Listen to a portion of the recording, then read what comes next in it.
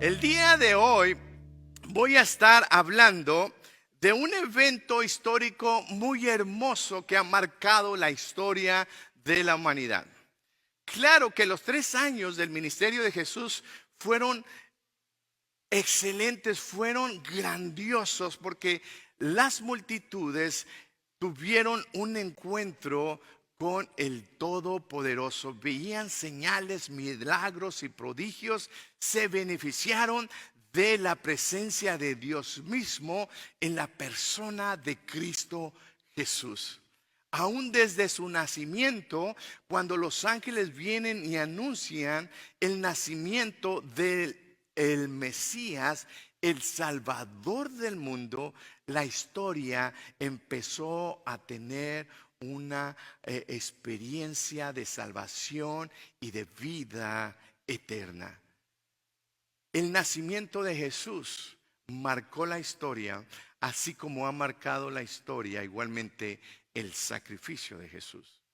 Y el día de hoy, muchos en la tradición cristiana llaman este domingo como Domingo de Ramos o Domingo de Palmas. Y vamos a estar meditando en ello y he titulado la enseñanza del día de hoy, un día excepcional. Un día donde las expectativas de la gente fueron cambiadas para bien y algunos para mal. Y estaremos basando nuestra escritura en Mateo 21, estaremos viendo algunos versículos ahí, pero estaremos enfocando más nuestra enseñanza en el Evangelio de Lucas, capítulo 19, del versículo 28 en adelante. Ahorita vamos a leer las escrituras. Así que el día de hoy, como Domingo de Ramos, Domingo de Palmas, vamos a meditar esta escritura. Me voy a tomar el tiempo para hablar en 3 aspectos de esta escritura. Vamos a estarlo viendo, vamos a estarnos enfocando en un contexto histórico, vamos a estar viendo en un contexto geográfico y también vamos a estarlo viendo en un contexto metafórico. ¿Qué significa todo lo que estaba sucediendo? Así que vamos a hablar de historia, geografía y también metáfora. ¿Qué significa todo ello? Bueno, déjeme decirle que aquí en la escritura, cuando nosotros leemos la escritura, el Señor Jesús iba a entrar a Jerusalén, pero escuche bien, este día era diferente. Jesús muchas veces había entrado por las puertas de Jerusalén, pero en esta ocasión era algo muy diferente. Ahora Jesús iba a entrar a Jerusalén, pero tenía un significado que marcaría toda la eternidad. No era un día cualquiera. Y nosotros podemos ver igualmente en nuestra vida que hay momentos donde si podemos usar, muchas veces nosotros usamos la puerta del lugar de nuestro trabajo y cuando entramos es una bendición. Cuando llegas al médico, entras a la puerta de la clínica, todo el tiempo todo está bien, todo es saludable, pero cuando entras a esa clínica y el médico te dice, hay algo raro en ti, en tu cuerpo, en tu organismo, que me preocupa. Ya esa entrada y esa salida de esa puerta tomó otro sentido. En la vida de Jesús, Él entraba y salía a Jerusalén, pero el día de hoy, este día tendría un sentido muy diferente.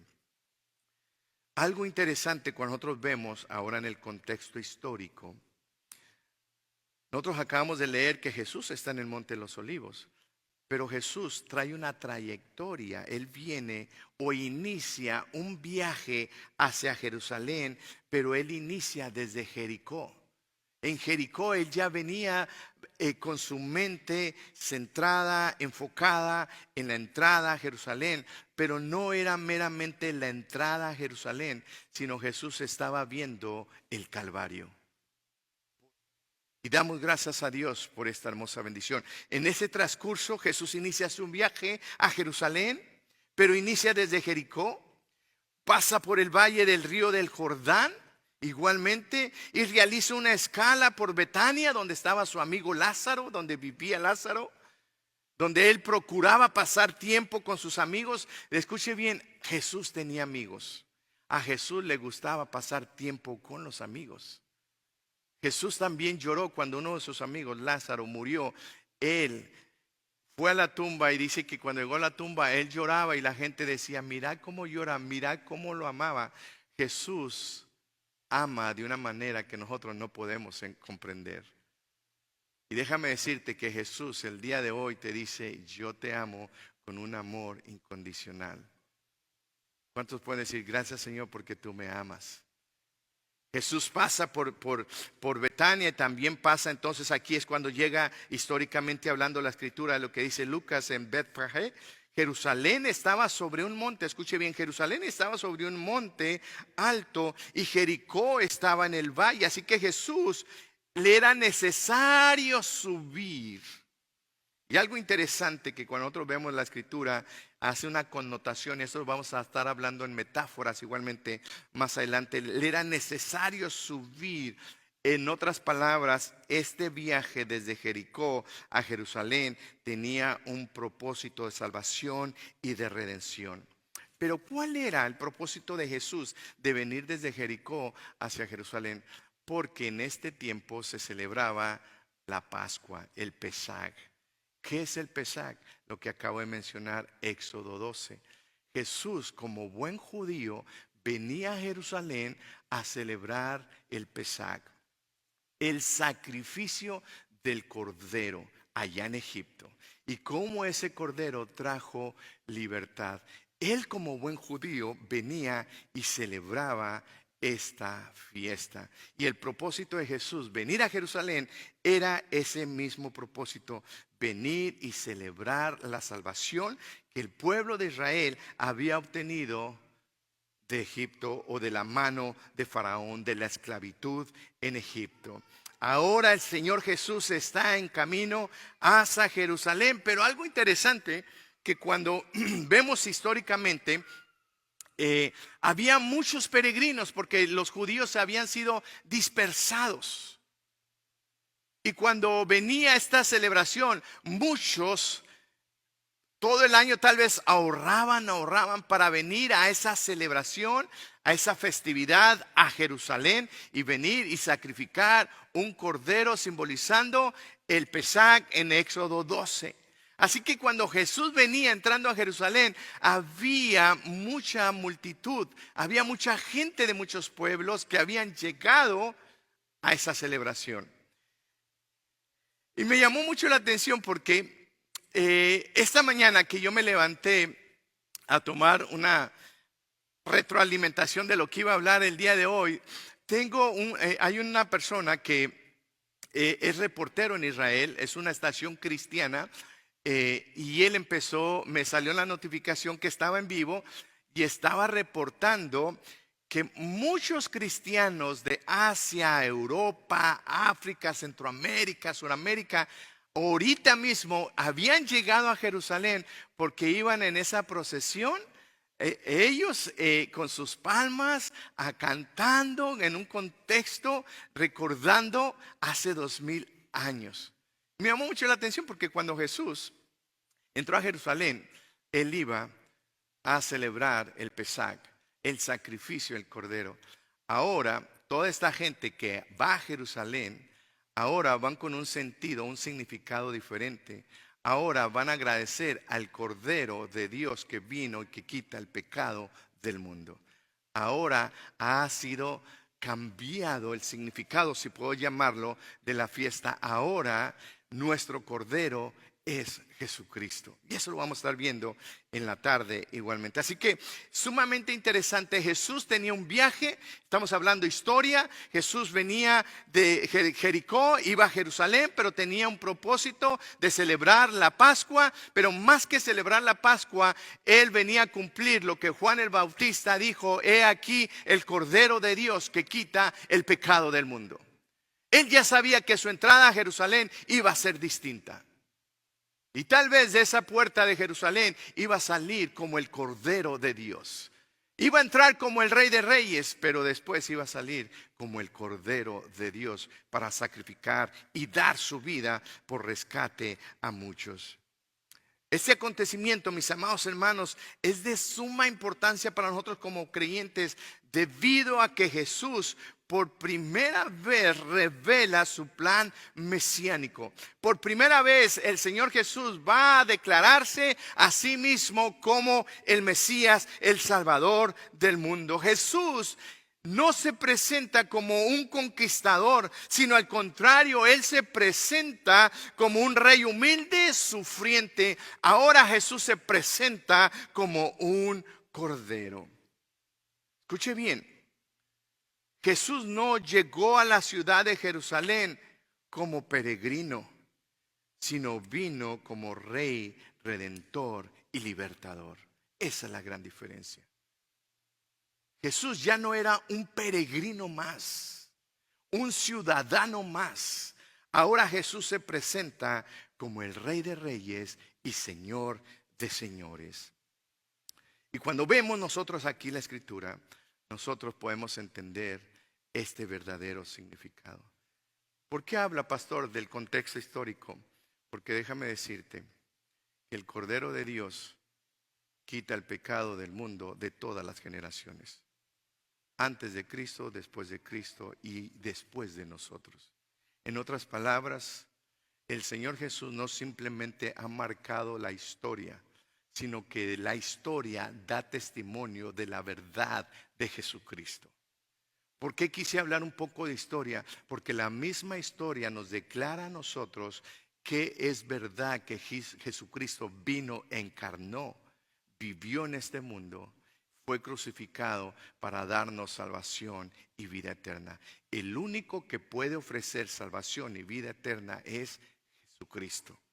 La religión nos presenta otras opciones, pero la palabra del Señor nos enseña directamente que Jesucristo, Dios siendo Dios, vino, encarnó en la persona de Cristo Jesús, vino y vivió una vida santa por nosotros para que nosotros podamos vivir ahora para Él, ahora en Cristo Jesús.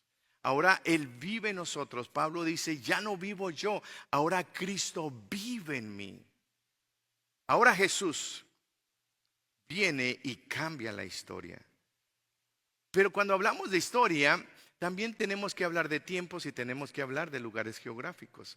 Y me llamaba mucho la atención también que si usted puso atención en la lectura, dice que llegando al monte de los olivos.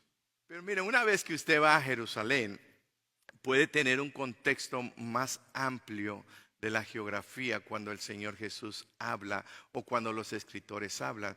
Recuerde, Jericó estaba acá abajo, Jerusalén siempre estuvo acá arriba. Y cuando habla la escritura, los evangelios, entonces estaba el monte de los olivos y estaba Jerusalén. Así que entre el monte de los olivos y en Jerusalén hay un gran valle que se llama el Valle de Cedrón.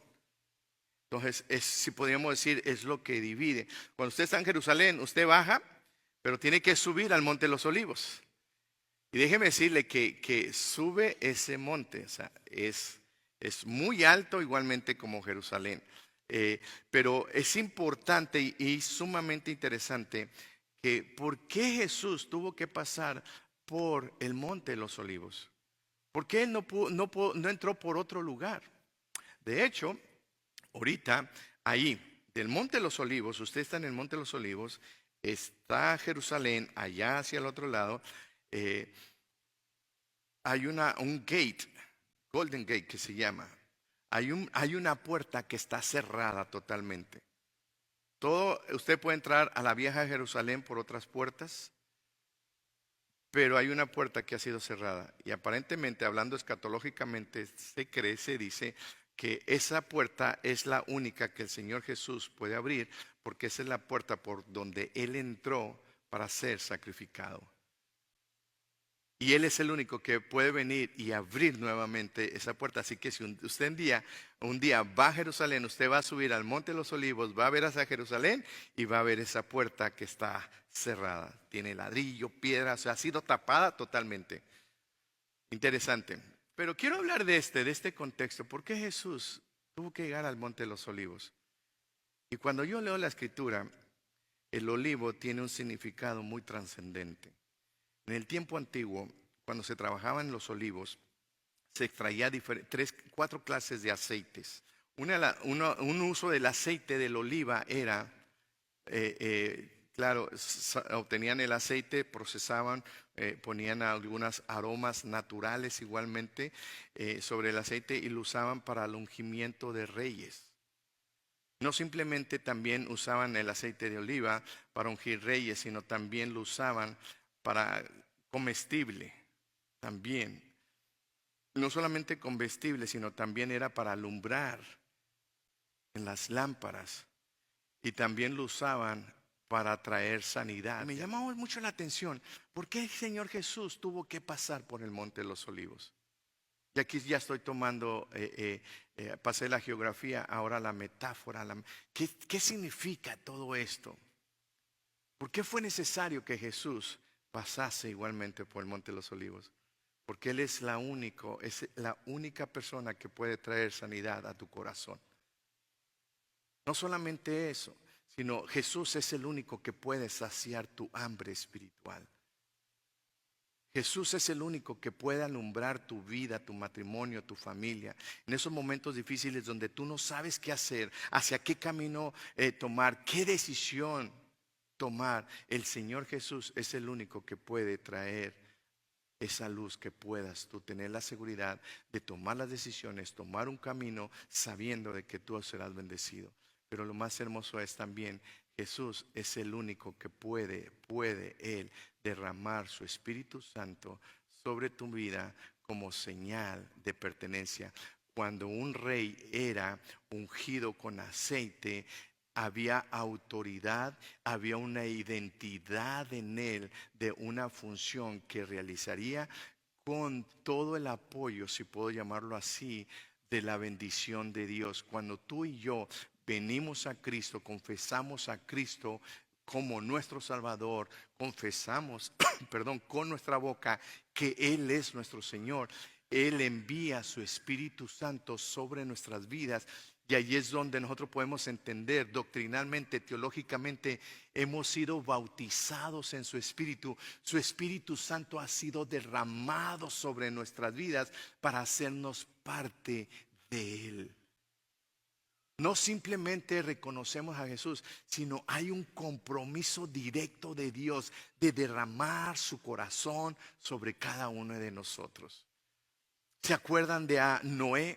Cuando después de los días de diluvio mandaba una palomita y por fin regresó una paloma. ¿Y qué traía en su pico? Una hoja de árbol de olivo, representando el juicio ha pasado. Ahora puedes descansar, ahora tienes paz. Me llama mucho la atención cómo el Señor Jesús y cómo la Escritura habla de ello. Si nosotros podemos ver igualmente, mira, en Monte de los Olivos, geográficamente hablando, en la historia de los judíos, Ezequiel vio la gloria de Dios de acuerdo a Ezequiel 11:23.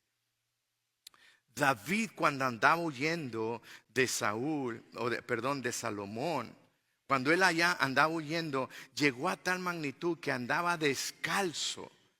Pero llegó a este lugar, a este monte, y allí adoró al Señor con todo su corazón. Se olvidó de quien lo perseguía, se olvidó de la situación en la que se encontraba, y él adoró al Señor de acuerdo a Samuel, capítulo 15, versículo 32. Aquí en este mismo monte de los olivos, donde el Señor Jesús llegó, también Zacarías tuvo una visión profética de la venida, del retorno del Señor Jesucristo, de acuerdo a Zacarías 14, 4 y 5, Hechos 1 y 2, 11 y 12, habla en referencia a esto. Y también este monte de los olivos, de acuerdo a las Escrituras, es el mismo monte, de acuerdo a Hechos 1, 6 al 11, donde Jesús fue llevado al cielo. Así que el Monte de los Olivos es muy significativo igualmente en esta celebración y en esta escritura. El Monte de los Olivos, mis amados hermanos, tiene un significado tan importante. Mire, el día de hoy, el Monte de los Olivos se ha convertido igualmente como un cementerio. Cuando usted va ahí, lo único que va a ver son tumbas judías. Tumbas judías, todo está ahí rodeado, porque ellos esperan que cuando el Señor Jesús regrese, que los primeros que están ahí muertos sean los primeros que resuciten, porque para ellos es sagrado, es lo máximo. Es el monte donde ascendió Jesús y es el monte donde Él volverá igualmente. El monte de los olivos en esta escritura tiene algo significativo. Gracias a Dios, porque los escritores nos dejan marcado que aún la historia, en los momentos históricos, los lugares geográficos y ahí los lugares en los cuales la Biblia menciona, hace una connotación para que nuestra fe y nuestra fortaleza en el Señor cada vez sea más profundizada en Él. El olivo igualmente simboliza alegría, salud, bienestar, bendición. Y también, como dije al principio, está asociado con la consagración. Así que, esposa, si usted quiere ver todo el tiempo a su esposo feliz, de hoy en adelante empiece a cocinar con aceite de oliva.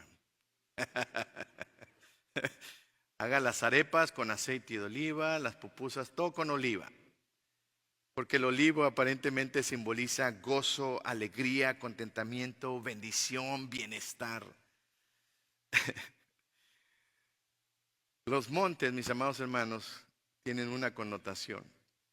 El salmista decía, alzaré mis ojos a los montes, ¿de dónde vendrá mi socorro? Mi socorro viene de Jehová, que hizo los cielos y la tierra. ¿Por qué los montes son importantes en la Escritura? Porque aparentemente aún los paganos creían que en los montes altos, en los lugares altos, es donde vivían las deidades. Por eso el salmista dice, ¿alzaré yo mis ojos a los montes? Dice, bueno, todos los paganos miran hacia el monte porque creen que las deidades aún paganas viven allá. Pero él dice, ¿alzaré mis ojos a los montes? Dicen, wait. Mi socorro viene de Jehová, y luego lo describe. Los dioses de las deidades de los pueblos son dioses creados por ellos mismos, que tienen ojos y no ven, tienen manos y no palpan, tienen pies y no caminan. Pero él dice, yo alzaré mis ojos, dice, mi socorro viene de Jehová. Dice, Él hizo los cielos y la tierra. Y empieza a dar una descripción de la fortaleza del Señor. Ahora paso al siguiente punto alegórico, que podemos hablar de las puertas. En el contexto bíblico tiene mucho significado igualmente los montes como las puertas. Ahora, ¿qué nosotros podemos decir ahora de las puertas? Bueno, en el tiempo antiguo las ciudades eran amuralladas igualmente. Y las puertas en el tiempo antiguo, mis amados hermanos, se usan siempre las metáforas para señalar el acceso a alguna bendición o alguna maldición, ya sea en el carácter espiritual igualmente o en lo secular. En cualquier manera, las puertas nos dan acceso a entrada y salida.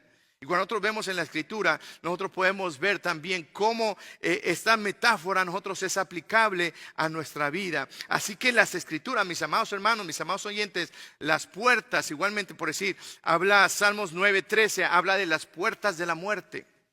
Nadie quiere entrar por esas puertas, pero eso es el final del ser humano. Son las puertas hacia la eternidad. Pero para los que hemos puesto nuestra fe y nuestra confianza en Cristo Jesús, después de que pasemos el umbral de esas puertas, veremos la gloria de Dios y conoceremos a nuestro Salvador cara a cara, tal como Él es. Pero sí tenemos la esperanza de que un día le veremos tal como Él es. ¿Cuántos de ustedes les gustaría, no ahorita, ok, ni pronto, ok? Pero ¿cuántos de ustedes les gustaría conocer a Jesús tal como Él es? Wow. Nosotros como creyentes tenemos esperanza, guardamos esperanza. Vivimos en un mundo de decadencia, pero cuando vemos los gates de esa puerta, nuestra fe en Cristo Jesús debe que afirmarse más y más Las puertas eternas, habla igualmente el Salmo en adelante. Dice, por las cuales el Rey de Gloria entrará. El Salmo 24, 7 al 10. Hace una referencia que hay unas puertas por las cuales el Rey de Reyes igualmente entrará. Las puertas de la justicia, las puertas de Jehová, por los cuales entrarán los justos, de acuerdo a Salmo 118, 19 y 20. El Señor Jesús, Él dice, yo soy la puerta de las ovejas. El que entrare por mí será salvo. Jesús es la única puerta para traer salvación y vida eterna, de acuerdo a Juan 10, 1 al 9. También nos dice que hay que entrar por la puerta estrecha, porque ancha es la puerta y espacioso el camino que lleva a la perdición, pero estrecha, angosta es la puerta que lleva a vida eterna. Dando a entender que esto es individual. La salvación es individual. Yo como papá no puedo decidir por la salvación de mis hijas, ni mis hijas por mí, ni mi esposa, por más que me ame, puedo decidir por mi salvación. Esto es personal. Estrecha, angosta es la puerta que lleva a la vida eterna. En la visión de Juan, la Nueva Jerusalén tiene 12 puertas. Y en la puerta dice que hay 12 ángeles, nombres escritos, que son los 12 tribus de los hijos de Israel, de acuerdo a Apocalipsis 21, 12. Ahora Jesús viene entrando a Jerusalén, pero esa entrada a Jerusalén va a ser diferente. Ahora Jesús no simplemente va a entrar como un ciudadano más, ahora Él entrará a Jerusalén como el Señor de señores y Rey de reyes. Por eso nosotros como pastores muchas veces decimos esta exclamación o declaración, decir, abre tu corazón, haciendo la metáfora, decir, abre la puerta de tu corazón para que Jesús entre. El mismo Jesús dice, he aquí yo estoy a la puerta y llamo. Si alguno oye mi voz y abre la puerta, entraré, cenaré con él, pasaré tiempo con él. El mismo Señor Jesús habla de la importancia de la puerta y el acceso, y Él dice, yo soy la puerta. El mundo nos ofrece cantidad de puertas. A los jóvenes, a las señoritas, les ofrece puertas de bienestar, de placer temporal. A los hombres, a las damas, igualmente económicamente hablando, en todos los aspectos nos ofrece este mundo multitud de puertas, pero hay una sola puerta que produce a la salvación, a la vida eterna y a la verdadera felicidad. Cuando tú y yo vivimos en esta relación con el Señor Jesús, mire mi hermano, es algo que usted y yo podríamos gritarlo a voz en cuello de la relación que yo tengo con Él. Hice la pregunta, ¿cuántos de ustedes les gustaría conocer a Jesús? Bueno, muchos decimos, yo quisiera conocerlo tal como Él es. Bueno, antes de que nosotros lo conozcamos, ¿por qué no compartimos de este amor de Jesús para que muchos lo conozcan igualmente? En observación, para ir concluyendo, nosotros vemos esta escritura y vemos todos estos contextos históricos, geográficos, metafóricos. Ahora vamos a observarlo y aplicarlo a nuestra vida, mis amados hermanos. Esta historia nos habla que Jesús se acompañó de sus discípulos. Jesús no iba solo, Jesús iba con sus discípulos. Y Jesús necesita la vida de cada uno de nosotros. Si nosotros hemos recibido a Jesús en nuestro corazón, Él nos necesita para llevar a cabo la tarea. ¿Qué fue lo que hizo el Señor Jesús? El Señor Jesús iba con sus discípulos, pero le dijo, hey, vayan a tal lugar, ahí van a encontrar un asno atado, desatarlo y traerlo. Él nos hace una invitación el día de hoy. Jesús está con nosotros, pero Jesús igualmente nos llama a nosotros a realizar obra para que el reino de los cielos sea extendido. No simplemente el hecho de la bendición de andar con Jesús, conocer a Jesús, sino obedecer lo que Jesús nos manda y nos pide que realicemos.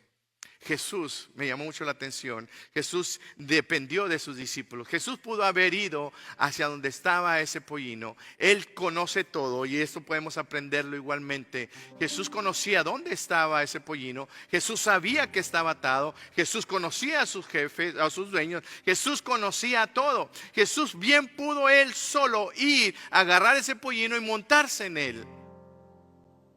Jesús puede salvar al mundo de cualquier manera, pero Jesús ha decidido usar tu vida, usar mi vida, usar esta hermosa iglesia para que muchos conozcan del amor de Cristo. Yo doy gracias a Dios porque muchos de ustedes han llegado a esta familia espiritual, porque alguien los invitó o porque simplemente venías pasando. Déjame decirte, gloria a Dios, porque nosotros queremos ser esas manos y esos pies del Señor Jesús. El Señor Jesús dependió de sus discípulos. Y para salvación y vida eterna, ¿cuántos pueden decirle, Señor, puedes usarme? Señor, envíame a mí a desatar ese burrito. Envíame a mí. Y eso es lo hermoso, que cuando el Señor te envía, Él está esperando que tú regreses. Gloria a Dios, porque Él no simplemente nos envía y nos abandona. Él nos envía y Él está esperando que nosotros regresemos. Jesús, miren, más adelante, ahí en el 19, versículo 41, dice, cuando llegó cerca de la ciudad de Jerusalén, dice, al verla lloró. Me llama mucho la atención de Jesús. Jesús muestra su vulnerabilidad humana. Jesús lloró, se dolió por su pueblo. Jesús lloró. Wow. Cuando yo leía esto, le decía, Señor, ¿cuántas veces has llorado por mí? No sé si usted se ha preguntado eso. Cuando nosotros tomamos malas decisiones, cuando nosotros vivimos inadecuadamente, cuando nosotros hablamos inapropiadamente, cuando nosotros no damos testimonio de que somos hijos de Dios, yo le preguntaba al Señor, Señor Jesús, ¿cuántas veces te he hecho llorar? Es desafiante. Pero yo quiero que te lleves esta pregunta, Señor, ¿te he hecho llorar alguna vez? Pero Jesús mostró su vulnerabilidad. Déjame decirte, Jesús, si tú no has conocido del amor de Jesús, Él sigue llorando por ti. Él quiere que tú vengas y conozcas de su amor. Jesús, el día de hoy, quiere demostrarte su amor. Jesús entró en un asno, muy significativo, simbólico. Cuando un rey venía y conquistaba una ciudad, entraba en un caballo.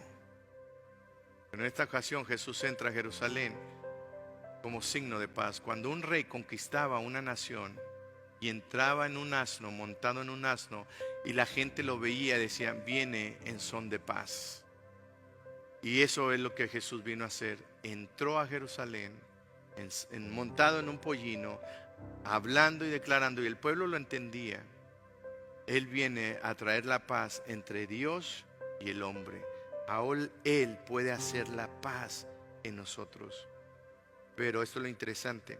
Aunque Jesús entró a Jerusalén en un asno, representando la paz, escatológicamente hablando, en el futuro, Jesús regresará como rey y regresará como juez. Y vendrá montado en un caballo blanco, de acuerdo a Apocalipsis 6:2, 11 y 11.